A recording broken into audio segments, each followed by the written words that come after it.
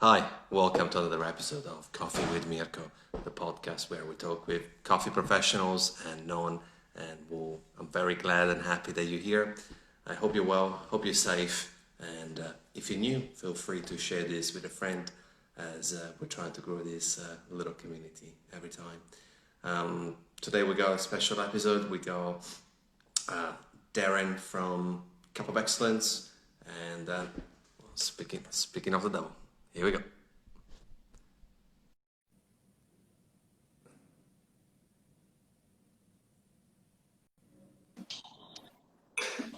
Good day, sir.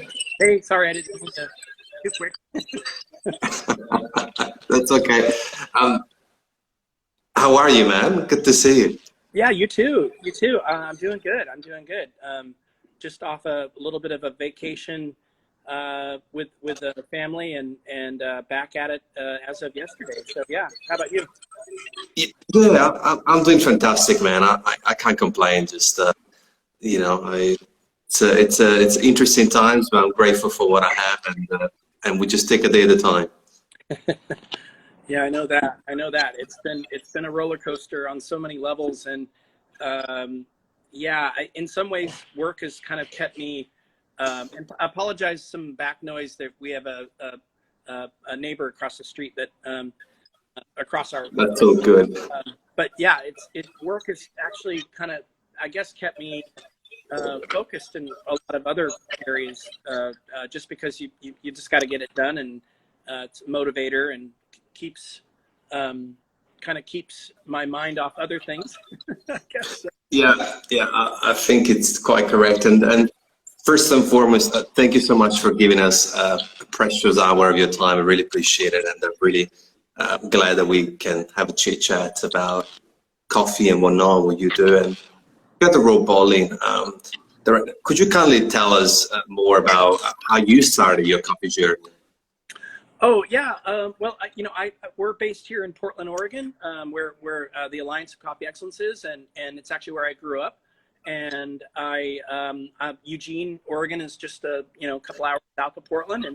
And right out of high school, I started as a barista, working for a small specialty coffee retailer roaster called Coffee Corner, and owners of that company really mentored me into the career. I kept going in and out of my college studies. I was still kind of working in coffee and pretty much working for Coffee Corner here in Eugene. And then had an opportunity to move to Boulder, Colorado in the late 80s and continue my college education, and worked for a company called Allegro Coffee, which is still around today. They were much smaller and more boutique focused back in the late 70s and early 80s. And now they're a much larger company owned by Amazon and Whole Foods.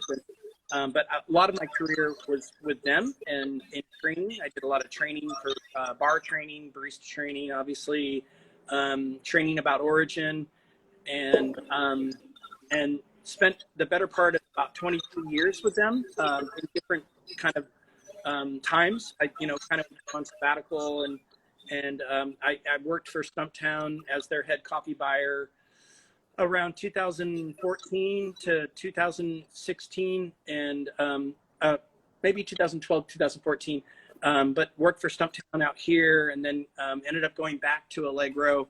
But really, since about 2003, I was really focused on being a buyer and doing procurement.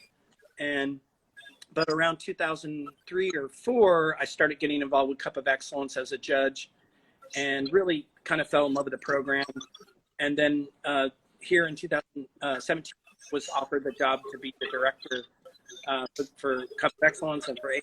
And just a real honor to work for a nonprofit. And so I've jumped around in my career, little stints with Torrefacion, which was a Seattle company, but most of my experience has been with Allegro and with Stumptown. So yeah. Thank you. It's been quite of a journey so far, and there's probably plenty more to come. And it's an honor talking to someone that has seen so many faces of coffee and worked for amazing companies, and also been able to get to see really the ins and outs, the beautiful and ugly parts of coffee, of course. And in terms of being a buyer, for some context, could you kind of describe what does that entail, or like what does that look like in this day and age of coffee scene? Well, it's progressed. In some ways, it's progressed quite a lot. Where if we talk about like direct trade as an example, that this idea of having direct pricing and relationships was somewhat unheard of. If you go back 15 years ago, and yet I still think that how do you define what's direct? If it's more about saying you have a relationship than actually proving you have a relationship, I think we have not moved the needle that much. And I think everyone has this kind of stereotypical idea that that this adventurous person goes off to these far lands and comes back with these gems and beautiful copies, and that's probably the romantic view of it. And in some cases, people are really doing that. But the more systemic part of actually finding a real model that actually encourages margin delivery to producers and to exporters and to roasters as well, and that's been a little bit more, I think, hard to define and articulate. And so I think in my arc or my history, I always felt like I didn't go into it not knowing really anything. Like, yes, you've gained experience, but you're never going to be a coffee farmer. You're never going to really know exactly what it goes into this, but you can try to learn and glean as much as you can in that relationship, in that communication. And in that way, I think buying moved from sitting behind a desk to jumping on a plane. And some people would contest that that maybe that's not the best way to really be a coffee buyer or be part of the coffee sector. But if I had never traveled to any of these origins over the years, there's no way I would know some of the things I've learned and some of the hardships that I've seen and witnessed that are contrary to what you see on Instagram or websites. And it's hard to tell the story of poverty, and coffee is completely interconnected with poverty, and other agricultural products too. And I think it's important to not forget that that's part of this difficult story, that it's not all about perfect, awesome coffees and everybody's doing great, because it's not really true. And I mean, not to bring that story down to that level, but it's important to kind of recognize that 100%.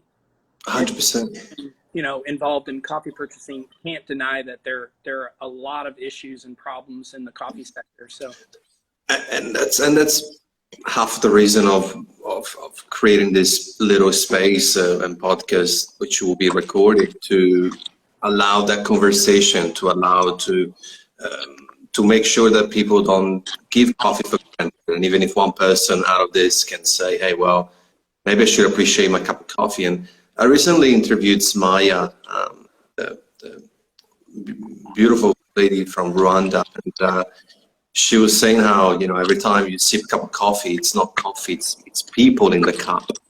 And it's so true. Coffee wouldn't be possible without the people. Like any product, okay, but coffee in particular, because today we're going to more focus on origin and farm, because I think it deserves the space. But even roasters and baristas and the people, like it's such a people gathering experience, not even a beverage. How important is, though, to give visibility and recognition to the humans at origin? Well, yeah, I mean, it like so many other kind of historically important products and industries, coffee has so many. We always talked about former company worked with, about how many hands have kind of touched coffee along the way, and that's a super important thing to remember, and it differentiates itself from so many other things. And coffee coffee's been revolutionary. It's acted as a way to bring people together to talk about dissent and really revolution in many ways. So it's had a fabled history, unlike anything other than maybe tea or cacao, other things, but even more so. So I think the one thing about telling that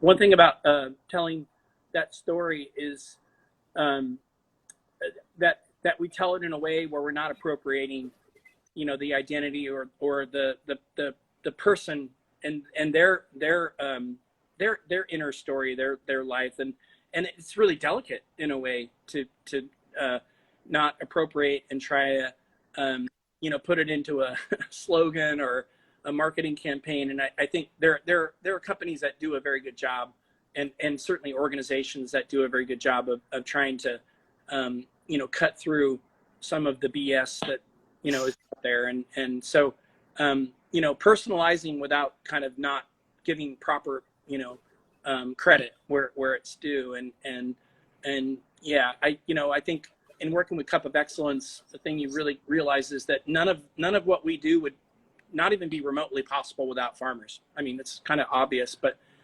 reminding people that all the time, that it's not the finished thing that's in your cup. It's everything that led up to that in a way. So,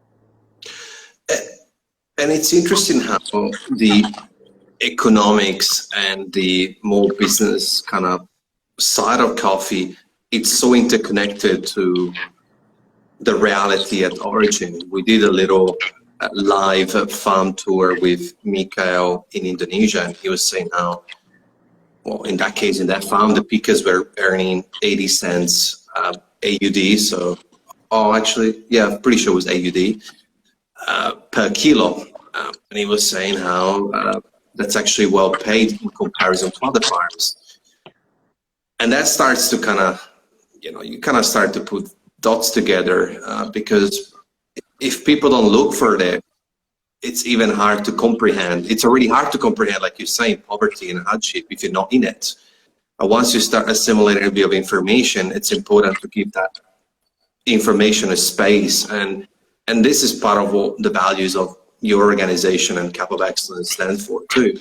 I think it's important to give that info out, as long as, like you were mentioning, not in a cheeky way, with meaningful, and with consent. That's always important. Yeah, and I think there are some individuals I've been talking to over the years about trying to work directly with producers to give them more leverage, not so much in the marketplace, but like in their own story, like how they tell their story and how they can do it without it being through the lens of a coffee company or an importer or an exporter. And how do you do that? Like, how do you have that outreach, and whether it's like through a social media channel or other avenues, but like kind of embedding it at origin instead of it being kind of authored by those that are around or surround origin but aren't actually there. And the tools are getting better and being able to do that and kind of have it really come directly from the voice of the person that wants to tell that story, instead of it being kind of delivered to us in a way that's more packaged. And so yeah, I mean obviously when you look at the global coffee sector in terms of farming, you have so many different small, large, medium, those that have a lot of history, those that are brand new. I just was having some discussions about origins like the Philippines and talking to people in Taiwan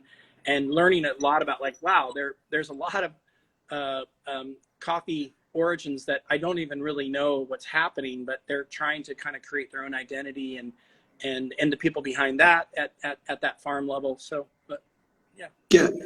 And just for some context, because I think it deserves its space, between your alliance as well as Cup of Excellence, what sorts of values and ethics and idea, pillars are behind it? Yeah, sorry, I'm trying to. Are you all right? Bye.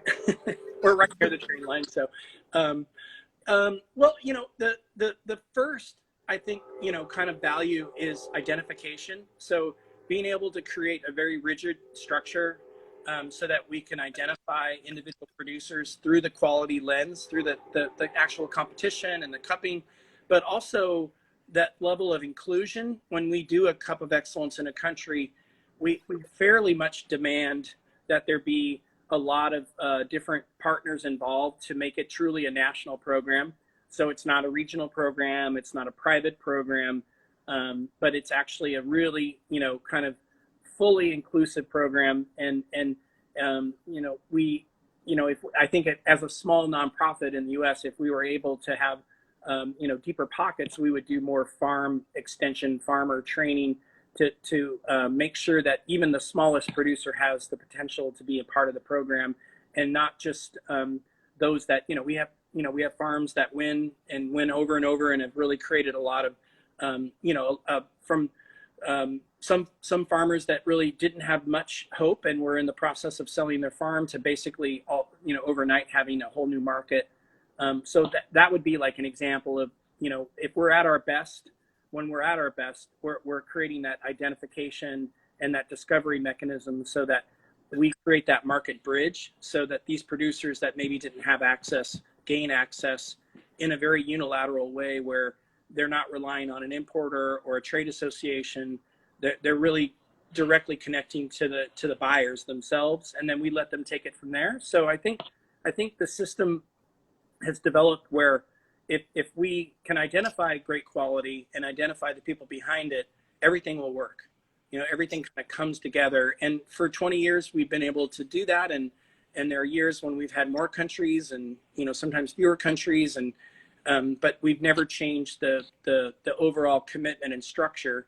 If we could globalize it to make it larger and sell larger amounts of coffee, I think we could. But if we were to do that, we may not be able to ensure that all those coffees are of the highest quality. So it's kind of there's a kind of a tension put into the program that we want to help as many producers as we can, but we also have to kind of stay to our mission, which is, quality identification.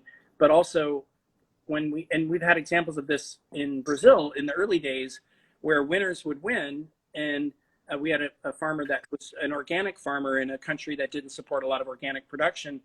And that farmer became successful by winning COE and then went out and started training other farmers. So he created a school for other producers to learn how to do biodynamic farming, how to do organic farming.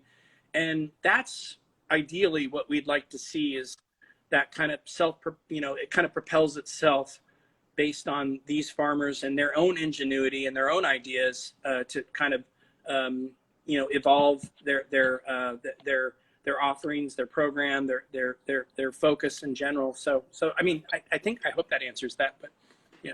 Absolutely, it paints the main idea of the importance of it. And I think it's also important that, which goes to the next question, how can we sort of direct more and more consumers towards understanding, hey, it's a Cup of Excellence coffee. I know it's not just about Cup of Excellence, because there's a lot of other coffees that are just as valuable, but I think, some people really value the Australia made in Australia or America made in America.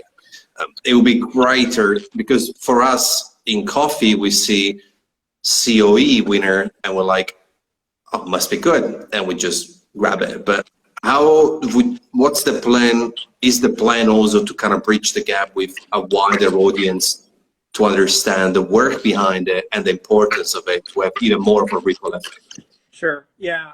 I mean, there's a finite amount of coffee, and that probably is why there's this level of, kind of understood scarcity, and therefore, it's prized because it's, there's that rarefication part of it. But it doesn't mean that we couldn't expand into areas where we actually support. And we do, we have our Cup of Excellence program, but then we also have our national winners, which are coffees that did not score as high as COE in the 87 plus in our cupping form. And those, this year, especially during the pandemic, we ended up having more of those coffees in most of the countries, not all, but we had larger than last year, but we had more farmers. This year we had more farmers enter than in almost all the competitions than in previous years. So that defied all logic, because we thought, if anything, farmers are going to have a harder time getting their coffee to market during maybe travel restrictions or regional restrictions. But we actually had more.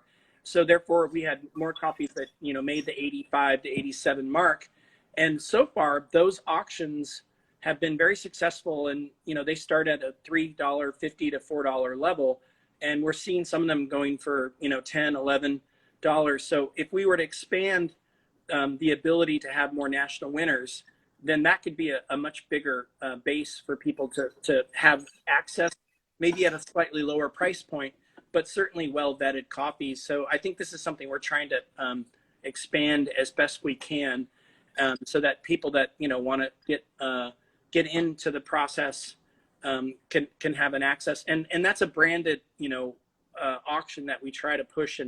And for the first couple of years, it was kind of going slow. It seemed to be confusing, because it's like, well, is this COE or not? We're like, well, it went through the process. It just didn't make the final round.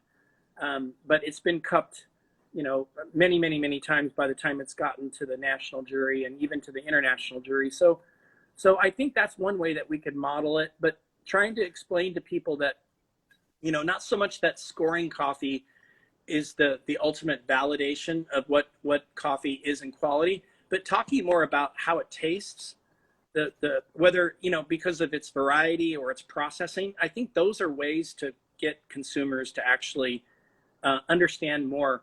If you drink a great wine, you might not know that it was a Robert Parker 90 wine, but that it's got all these flavor components, and it was made this way, and it was processed this way. I think that's an educational link that I think consumers are probably more ready for now. I remember working in the industry, maybe 15 years ago, and we had flavor notes, hazelnut, bergamot, vanilla. And a customer at Whole Foods came up to me and said, "So that's what you put in the coffee? Like, it's flavored with bergamot and vanilla?" I'm like, no, that's actually what we think it tastes like. So that's where things were at, and I still think there are elements of people thinking that, these coffees have these like flavor additives in there. So, but I still think it's important to discuss that. So, yeah. And just touching base briefly on what you said, that happened to me several times when I was still behind the bar, whether it was cherries or berries. And it's interesting on how it was, I don't want any syrup in my coffee. Right. that was sort of the conversation. I think that's where industry kind of need to kind of understand more, and that's maybe what other industries have done a good job, right? So I think it's important that we kind of go a little bit back, and I was having several conversations on this podcast in terms of simplifying tasting notes, where you could literally start as a tier one where it just goes super basic, like cocoa notes, and then I understand that there's a process and there's the wheel of flavor, but then you can start going into, okay, chocolate and hazelnut, and then you can go Nutella cake on the tier 3 for people who really have that palate to taste the Nutella cake in the cup.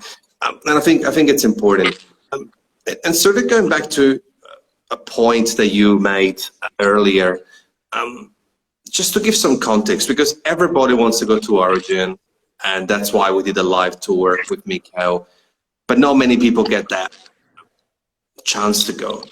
What is, in your opinion, the biggest challenge that you see at Origins almost every time that you go there? I think that one of the biggest things is, what's kind of been called the lean months, the months when, coffee has already been shipped and money's been paid, and then producers are waiting for the next harvest, and they don't have the financial wherewithal to gap between the next, if it's their primary cash crop. This is the problem, and you may not see it when you're there at certain times of the year, but many of these families experience having to drop a meal, or they can't make their regular trips to the grocery store, or they're dependent upon their own ability to grow their own food. I think that's got to be one of the biggest issues in a market like we're in right now, where the market's still in a 4 to 5 year low, and probably access to credit, that's not at 20% interest, and so basically finance to seems to be one of the biggest things. And then what's been maybe more recently happening is climate, that producers are telling people that they work with that they're having really incredibly strange weather patterns, and things are just changing so dramatically that they're trying to adjust to it. And that seems to be a pervasive issue. So finance and climate to me would be at the top of it. And I can't think of, those would be the most dominant. So surely there's a great amount of challenges there, because we're talking about countries that are not as lucky as other countries. And I'm glad that you touched base on those 2 points, because I think that in many countries we sort of live in a bubble. Things are great. We got everything: running water, electricity, internet, food. We can actually pick varieties of apples and they all shine and waxed. Then you hear some climate change, or you hear financial crisis in other countries, but you're in this bubble, like a bubble wrap boy, like Seinfeld, the bubble boy. I think it's important to kind of expose this, because I think a lot of times these things are real, and they're already happening. Instead of waiting for the magical formula, someone to come up with a solution, there's a lot of control in our hands as consumers. Yeah. So there's so many little actions that are defined by what we do, because it's still a market that goes by demand and supply, demand. So I think it's important the individual understands the responsibility and accountability on our own choices when it comes to packaging, when it comes to plastic, when it comes to what resources were needed to grow these 100 grams of food, whether it's rice, soya, beef. I don't want to get too much into food, or why am I buying tomatoes in winter that are imported from Spain because it's summer there and it had to be shipped? I think it's important. And in your opinion, what's the sort of a simple but big change that someone could make today with a small action when it comes to the impact of their actions at origin? Oh, yeah. Because of the nature of coffee, as one example, it's so impossible for us to kind of, what we say, buy local or support local, producers and or support local companies. So, it's a conundrum. It's really difficult to kind of figure out how to get around that. But, the luxury that, the bubble that we're in, we're very fortunate that we have, access to so many things, whereas many countries, really don't. And, I was just having a conversation about Haiti with a colleague here about, well, let's create a program. Let's work there. And it's like, you realize how little resources there for them to actually even develop the industry or to get the industry back. And so it takes huge levels of commitment, institutional commitment, government commitment, to create, let's say, an internal market in Guatemala, where an internal market of consumption, that would be a great act, is if people got behind their own producers in their own country and had the ability to support those producers. And we certainly see that in, countries like Thailand and certainly Brazil, and where, there's a pride in their own product, a pride in their own farming. I think I'm sure that's, many countries like in the US where, we do have that concept of like trying to support local farmers and buy produce from, people in Oregon do that as much as you can, even if it means adjusting your diet to support that, because then you're eliminating or you're reducing that carbon, footprint in a way. So, I think that maybe that's a more of a token, ability to make change, but it's certainly, think about the amount of travel that's not been happening right now. It's been, I guess, maybe good for the planet, but it's been very difficult for people that are losing their jobs and their income. So we're so globally connected now. I don't know how we're all learning how to not be globally connected. I mean, Oh yeah. I can't go anywhere in the world because we've mismanaged our situation here so badly that, we're not on the good list right now. And it's a real learning lesson, for everyone in the world. And, we're committed to try to work together to get over this situation, but we can't do it alone. You can't do it in a vacuum. You have to do it, in cooperation with other people and other countries and other governments. We're learning. Well, we're learning a lot. That's for sure. Yes, and of course, like you mentioned, we're so interconnected. It's not even. It's almost funny, but it's not funny. Like you said, yeah, sure, there's less planes, but then it has an impact. I don't know, countries near Australia, like Indonesia, where they thrive on tourism. And I was reading a recent article that were saying how actually this has also been bad for the planet based on the fact that there's a whole chain of actions that happen behind the scenes, behind the obvious.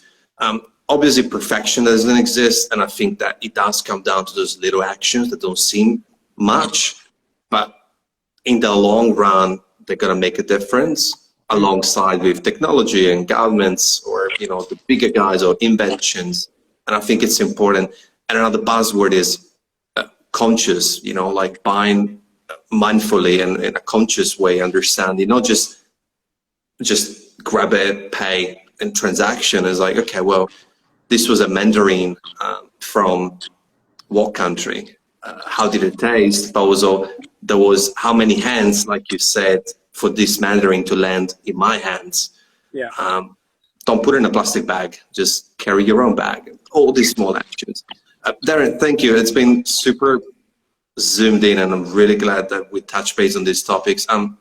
We hit the halfway mark, and I usually have a little break, out of the box question ritual. If you could, who would you like to have dinner with? And it doesn't have to be coffee. It could be anyone in the world. Oh boy, living or just any living or oh boy, Anyone? Yeah. That's such a good question. I mean, I feel like it. I mean, like the first thing that popped into my mind was like Nelson Mandela or something, like that. Like just knowing the charisma and the history, he would be pretty high on my list. I mean, there are people in like politics and then music and then food. So I've got like, but that would be pretty amazing. That would be pretty amazing. So yeah. Yeah. No, I'll take that. And this is the first. Yeah, you're the first one mentioning him, and I think is Nelson Mandela would have been great to have dinner with. Yeah, that makes me think for sure. And I'm sure then the rest, tomorrow you're gonna think of someone else too, because it's not in your head. Great question. It's kind of fun. Yeah. Going back to Farm and Origin, you also kind of get to see the people. How impressive and obvious is their connection with the land, the people and the land, their roots within where they are. Yeah. I've had, I can remember one specific trip that I had to Ethiopia to visit Haile Gebre, who is the owner of Mordekov. And we had a group of people and we camped out at his farm for, I think, a couple nights because it was so far, like very, very south Shakiso. And just, I remember him kind of touring us around the farm. And then we met a number of kids that were, kind of basically there's a lot of gold in that area. And these kids had been out just digging in the river, and they came up and they showed us these little bits of gold. And I just, these were very kids that were out there kind of opportunists, and they're on his land. And he's like, yep, I have no problem with, you know, I'm part of this community. I'm part of this whole experience. And I could probably shut this farm down and start mining gold in a big way, but I want to farm coffee.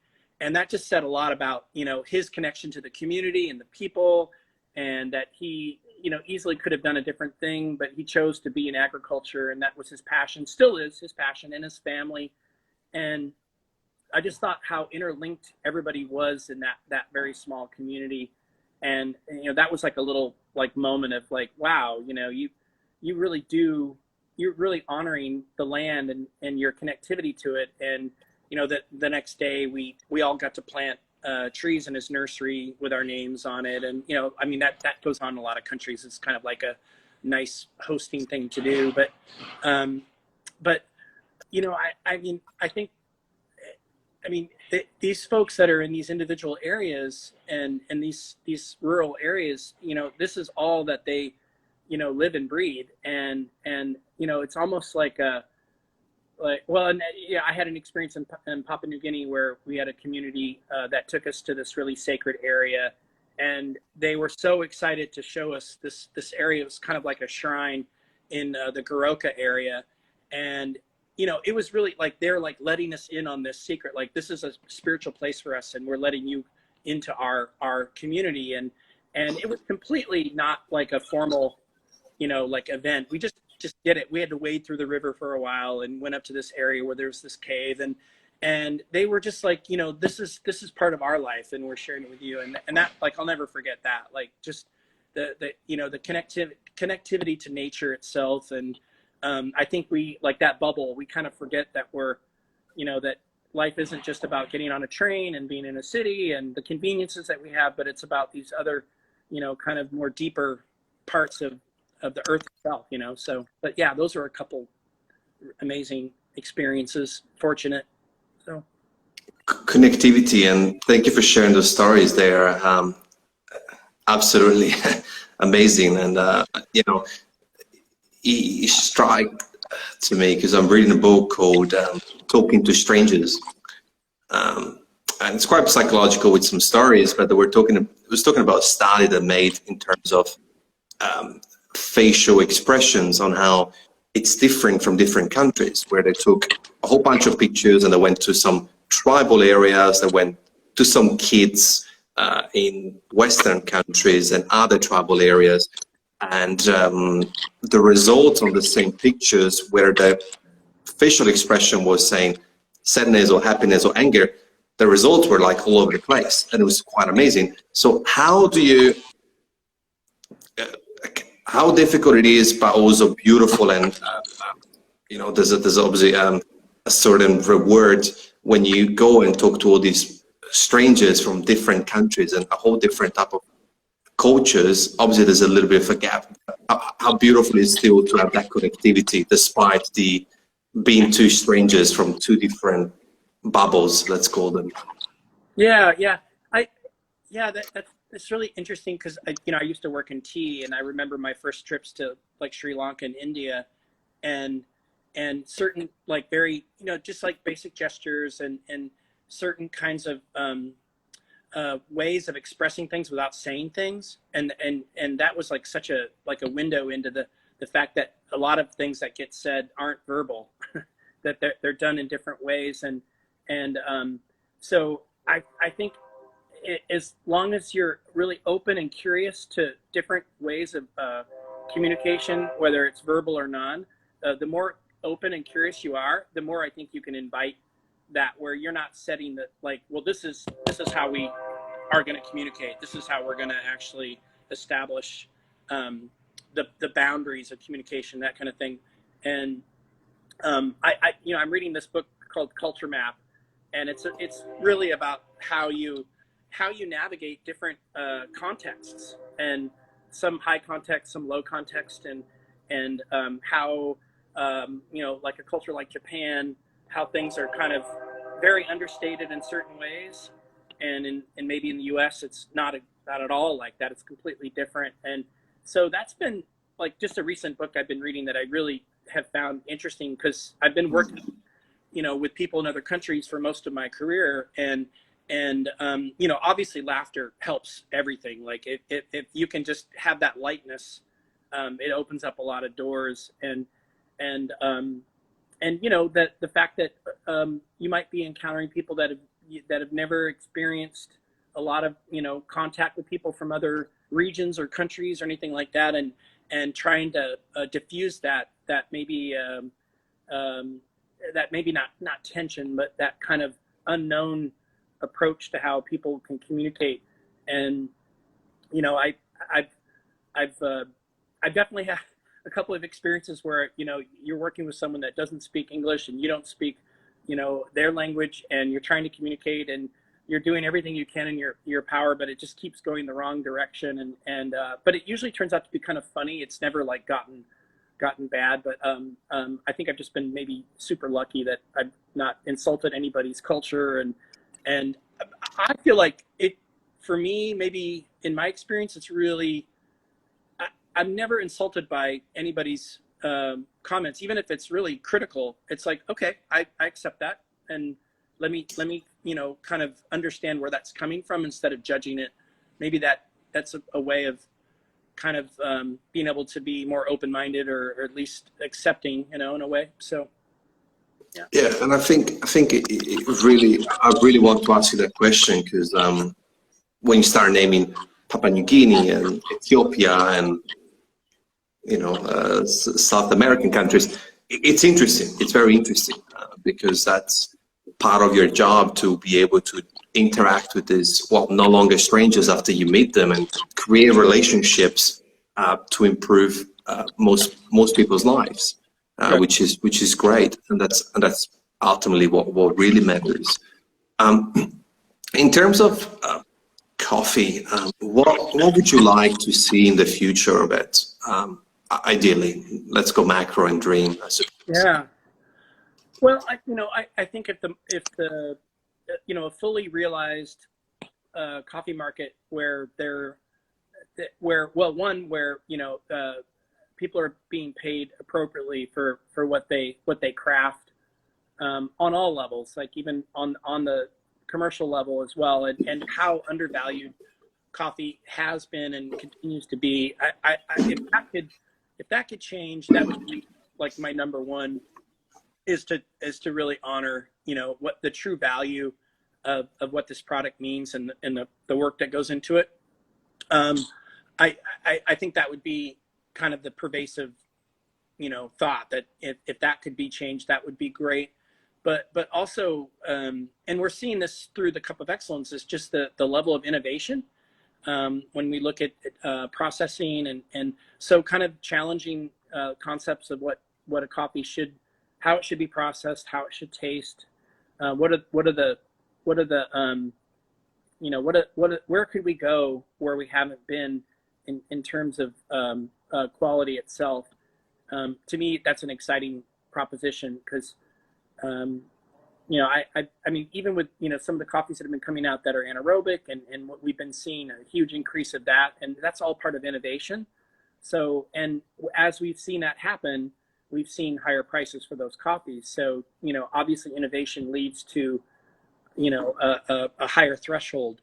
So, yeah, I mean, those would probably be pretty big on my wish list. On your wish list. And passionate about coffee. Good to see you again. Saying thanks, guys, to you guys, all your hard work and looking after the pickers, because like we mentioned earlier, without them, we wouldn't have coffee. And I think that sums up that gratitude that we have for organizations like Cup of Excellence and others, to put that at the forefront. That's sort of where the ideal world is. I think that I was interacting on Monday with Andrea Eyerman, and he was sort of saying how we kind of sort of demonize the commercial coffee world, often, the big chains and all of that. But he was saying how, in fact, actually, probably the solution would be actually to, instead of going against them, kind of trying to, hey, come here, Yeah. buy better quality coffee yourself at your volume and pay a little bit more inclusiveness, and kind of get all together rather than specialty, us versus them. And I think it made me really think. That's why I was grateful for these insights. What do you think in terms of how important it is for the big guys to buy at a higher price with their kind of volume? Yeah, I think that's incredibly important. That without that that level of participation in the market, and not accepting the fact that that is the largest segment of what's actually produced and consumed, and the making the argument that they don't have to make a huge paradigm shift, but if they made just a little shift in differential pricing, financial support in other ways that's built into the economics of purchasing coffee, not just doing projects and not water projects, and many big companies do incredibly large global projects that are very important, and you can't underestimate that. But when it comes down to the economics of it, it's great to have clean water and to have a good environmental project that supports communities, but if you don't have financial support directly to producers, then that's a problem. And I do think specialty, I won't say that it's gone out to alienate anyone. It's just striven to be, kind of to create its own destiny. And I think that larger commercial entities are struggling with how they can create their future when the margins are so tight. I mean, I don't think people realize how tight the margins are for commercial importers, large scale importers, and those companies that are competing against everybody else. And so I think, that we talk about the race to the bottom, and that's unfortunately kind of where we're at. And if companies, couldn't create, somewhat of an alliance around, the future of coffee depends upon these companies supporting the commercial activities of millions of producers. So we all are kind of in it together. And I think that's the thing that would, bring specialty and commercial to understand that we all play a part, and how can we work together better? This is going on with some companies that are looking into their supply chain, and they're grading their supply chain and doing things like that. So, I think that's, a big part of trying to kind of reach across, the category aisle, I guess, in terms of coffee. But I feel like, recently we've had some larger companies that have been part of our program, and it might be more promotional in how we really look at it. But overall, it's better to have them interested in looking at what we're doing. And we're very open to that. I feel like we're primarily comprised of lots of small companies, but we have some, larger companies that are starting to kind of, reach out and look to what we're doing. So yeah, I think it's a very valid point. We don't want to segment to the point where we don't have some type of, exchange or inter-exchange. So yeah. Yeah.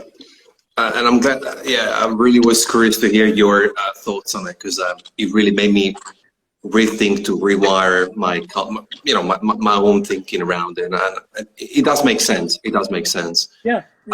So thanks for sharing that. And look, I'm reaching the last 10 minutes. So firstly, thank you again. I'm really grateful that you were able to come and join us and share your insights and knowledge. I think it's been incredibly valuable. But Instagram does cut it very fine and gives you only 30 seconds notice. So I always like to ask the last questions 10 minutes in. Okay. What's next on your planet or Cup of Excellence planet? And what sort of projects or anything that you kind of want to highlight that they are going to be soon to come? Sure. Well, we just completed all our Central America competitions and had some really great auctions, and we're really fortunate for that. And obviously Ethiopia, that was a first year really big project for us. And we're already planning for next year, for 2021, and and we've been in development with Indonesia. We did a pilot, and we're hoping to do a full COE program in early 2021. And I'm very excited about Indonesia. I think that will be, and we did a small pilot in Sumatra and just found some amazing coffees in that whole project that led us to certainly know that between Java and Sulawesi and Flores and Sumatra, there's just some exceptional coffees there. So we're excited about that. And then we were going to be doing Ecuador this fall, but we had, again, because of COVID-19, we had to reschedule for 2021. But we will get Ecuador off the ground next year, and we're doing some something we've been working on is these private collection auctions. And we're doing one with Kima based out of the UK, but focuses entirely on Yemen. And we did a private auction for them last year, and that was really exciting. And there's some amazing coffees there. And we'll be doing our second auction coming up in September. I believe it's the 9th of September. Definitely on our website. But that Kima, we just finished the actual competition. We did it virtually, and we had 38 judges around the world that cupped the coffees, and so the Kima auction will be happening, and we're looking at some other private auctions that are kind of more part of the Alliance for Coffee Excellence and not Cup of Excellence programs, and we're looking at some other countries to potentially expand into, and I would like to see Yemen as a country that we would move towards a Cup of Excellence down the road. Even if we don't have the ability to do the competition in Yemen, we could do it potentially in Oman or in Kuwait and other countries. So we're looking into trying to maybe roadmap towards Yemen in the future. And we have even just like this week, we have a seminar coming up on webinar on Friday. With Kima, we've done some DNA testing with Professor Montagnon, that's with RD2 out of France, and we've been testing all of the coffees that were entered into Yemen to look at their DNA genetics. So that'll be on, I think it's 7 a.m. on Friday at U.S. time, Portland time, and 3 p.m. London time. We'll be doing that live webinar, and it's open to anyone that wants to register. And again, that's on our Instagram link or on our website if those are interested in learning about the genetic kind of history that has not really been done in any comprehensive way. And it's just through there were about 500 samples that were entered into the original competition. So there's going to be some interesting land race discoveries, hopefully, or understanding better what the cultivars are of Yemen and how historically connected they are to Ethiopia, obviously. So those are kind of some things like in the near future, and then hopefully in the big picture that we develop some new countries. And I'd love to see us back in Bolivia, but I don't see that happening anytime soon. But those are some of the things that are kind of on the back burner and front burner. So. A fair bit on the plate, sounds by the sound of it, and very exciting, especially the DNA work. I never heard of myself, so I think it'd be quite interesting to witness that. And yeah, thank you. And I think just closing off on Sumatra, I just saw the news today. I think there is a bit of I'm pretty sure it was some volcano-related catastrophe, because I saw a big column. I just saw a picture and then I had to jump online. But hopefully things are okay. I'll look into it later on. But yeah, there's some amazing coffee. There's this viewer of mine. She's super young, and she sent me some coffee from the Sumatra. She sent me, that was called Gayo. And yeah, there's amazing coffee in Indonesia. And I think we're still young. I think if we think about coffee 10, 15 years ago, and you can probably really know even more than me, we kind of came a long way. And I think being young, there's so many origins, like you said, and so many flavors to discover. And I know that often we like to see there's so much negativity on the outlook, but I think there's positivity too, and we just have to kind of, like you say, we're all in this together.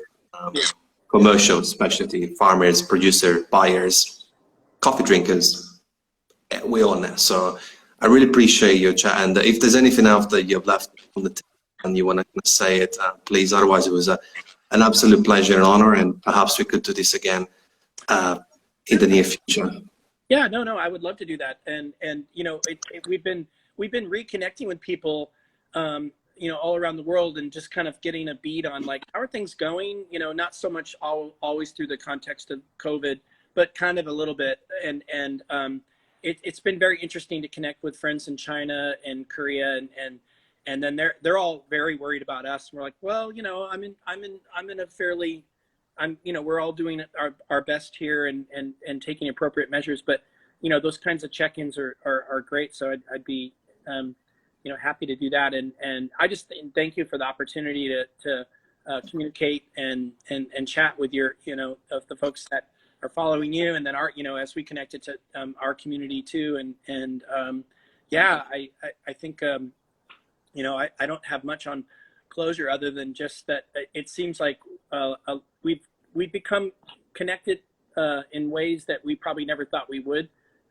mainly through, you know, the social channels. But I've met so many new people that I may not have met just going to, you know, the normal trade show or whatever. So, you know, I think we are at heart very creative in times of crisis, and you know, that word crisis in coffees has been used for a while, and I think you know, maybe we're adapting better than other, you know, other industries that are out there, but I think a lot of it's just been having that kind of ability to communicate and share stories. So anytime, definitely. Thank you. It was a real treat and a real pleasure.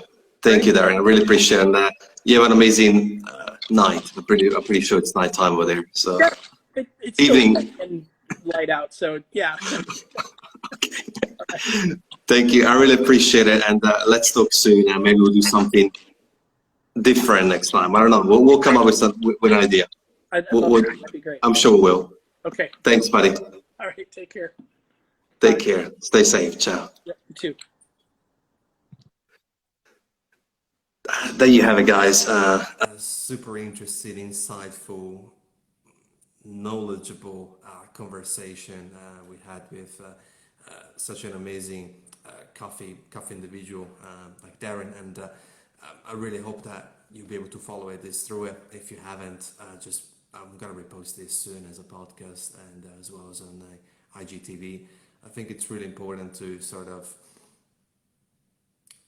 process, digest what he said and what he shared. It's just coffee is not just about the usual stuff. It's not just a beverage. It's so much more. It's about people and the connections and the connectivity on the issues that we don't even know about because we live in a different reality compared to coffee producing countries where the area was where he, you know, had to experience witness poverty and hardship, and really makes you kind of reframe the gratitude towards what we think is just an average.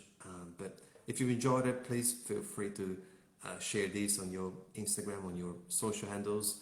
And yeah, if you're new, this is a podcast. Always post this on our Spotify and other podcast platforms. So yeah, just tune in. We got one more guest on Friday, and then we'll be back next week. So until then, stay safe and take care.